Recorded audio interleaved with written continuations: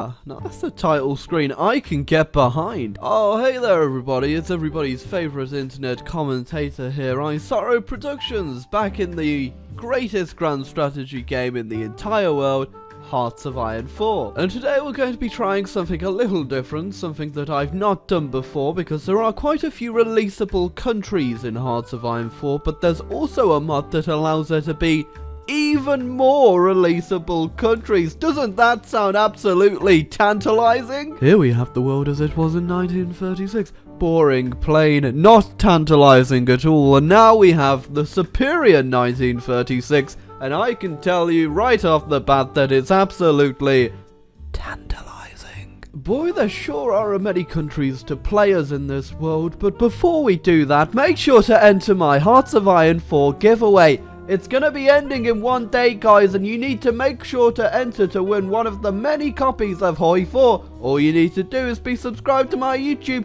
and you get a chance of playing the greatest grand strategy game at links down below. Oh look, there's a country called Formosa. Isn't that when your dick skin's too tight and it won't pull? Oh wait, no, that's Formosus.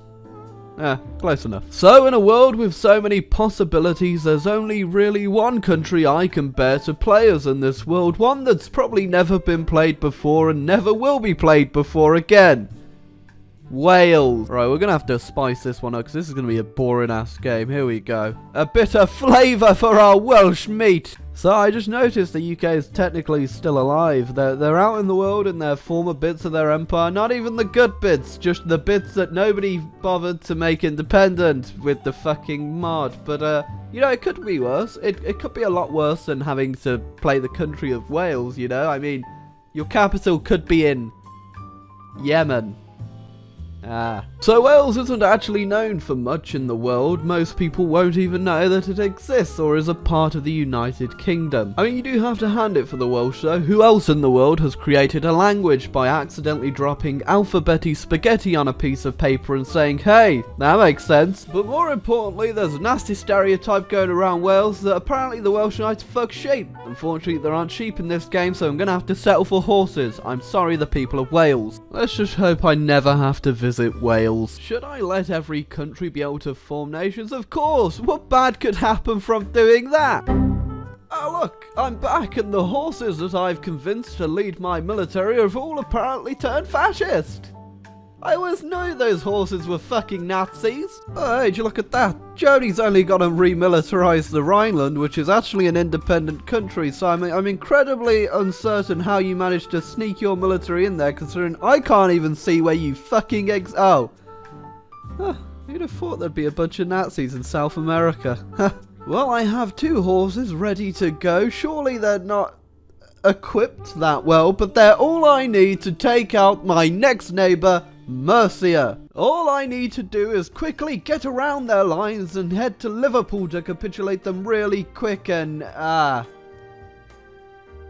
Oh, this is terrible. Oh boy, what a legitimate war that was just won and didn't require 2 reloads and the ability to spawn more troops before going to war. Anyway, round 2. Oh, a fascist coup d'etat! Amazing! Now we get to be fascist, and I can't wait to see what flag. I'm really disappointed. I was kind of hoping it would just be, you know, a bunch of sheep, but in the shape of a swastika. Sussex, a great place. Unfortunately, though, not as great as fucking sheep. Oh, look. It's a horse gangbang. I took out Wales' greatest adversary, Cornwall, but you're wondering why I didn't show the war and why I didn't make a big deal out of it was because just like the real adversary and the real rivalry these countries have in real life, it's incredibly underwhelming. You may ask if I've done everything in this game, and I can definitely say now I have, because I'm going to have an army completely made of cavalry that's going to be absolutely fucking shit. But hey, the jokes need to keep going. Why yes, over here in Wales, we like our sheep healthy and... Oh look, I can recruit 18-year-old Chinese people. But not 19-year-old black people. Bit racist, isn't it, mod developer? Why can't I do both? Oh, jinkies, what an unusual set of events that have unfolded here. It appears that Turkey and Ethiopia thought, hey, nobody really pays us much attention. Let's just be shit together. Personally, my favourite thing about this mod so far is that Italy still exists on roads, just Mussolini being angry on an island, and nobody gives a shit. What if one undeveloped, highly subsidised area of the UK went to war with another undeveloped, highly subsidised region of the UK?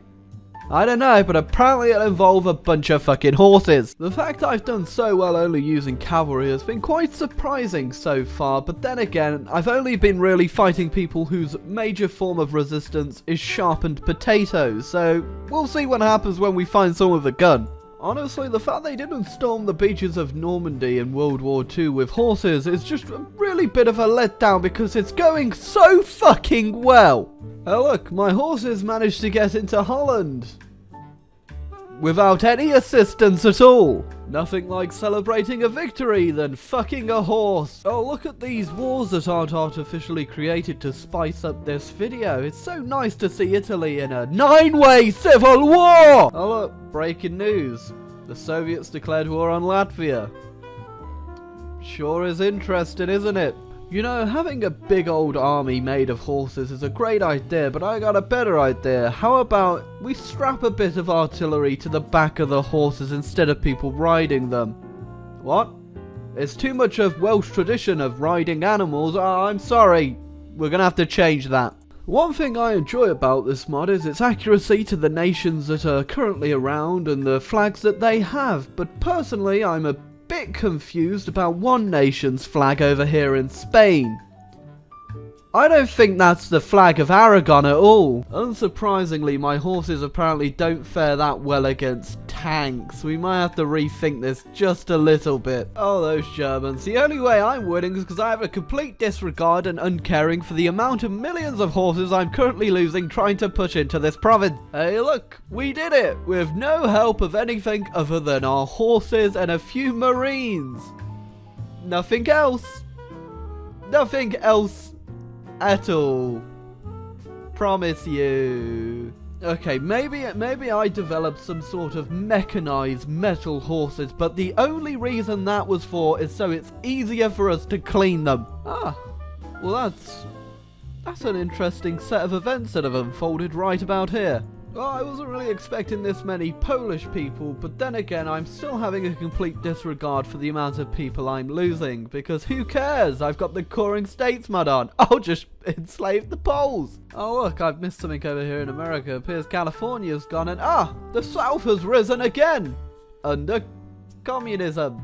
I'm not 100% sure when it happened, but I'm at war with the Soviet Union, which by the looks, as you can tell, it's not doing that well. Oh, Naples wants to create a faction with me. I got the perfect name for our faction, don't you worry about it. Yeah, Soviets didn't last that long. Not really that surprising though, was it? Man, imagine waking up tomorrow and the world looks like this. What a perfect world. Well, nothing else really to do other than just start a big fucking wars and ram everyone with my hordes of cavalry. Well, that's an interesting turn of events that have just arisen there. Apparently, the Soviets have declared war on Germany, who are here. Not entirely sure about that logic. I'm also researching shock and awe. Just replace that tank with a horse, the plane with a horse, and that infantry guy right there with a massive dick running after the horse. Yeah, I'm really surprised out of all the countries, France is the one that's been completely competent in actually getting back its land, even though they did puppet Brittany, which is giving me PTSD to EU4. Don't mind me, just slipping over the Suez there, going down to Africa on a nice holiday with my horses. There's no particular reason I'm snaking my way down to Africa into a certain country because of a certain faction that formed. Just kidding. There actually was a reason I was snaking down there. It's because Ethiopia started the African League with Turkey and Poland.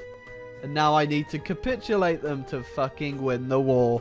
Hey guys, welcome to my alternative history channel, where today we're looking at what if Wales broke free during 1936 and declared war on everyone and managed to take out Ethiopia. Now I know this sounds preposterous, but here's my 5 reasons that I could completely justify why this would happen. Number 1, I really like Wales. Number 2, I'm a racist. Man, so after all these wars, the world really is a bit of a fucking mess. But I hope you enjoyed this video, because why are they there? But I hope you enjoyed this video regardless. Leave a like, leave a subscribe. Make sure to join the Hearts Vying 4 giveaway that ends in 30-something hours, and I'll announce the winner on my Twitter and at the start of my next video. Congrats everyone, you made it through the video.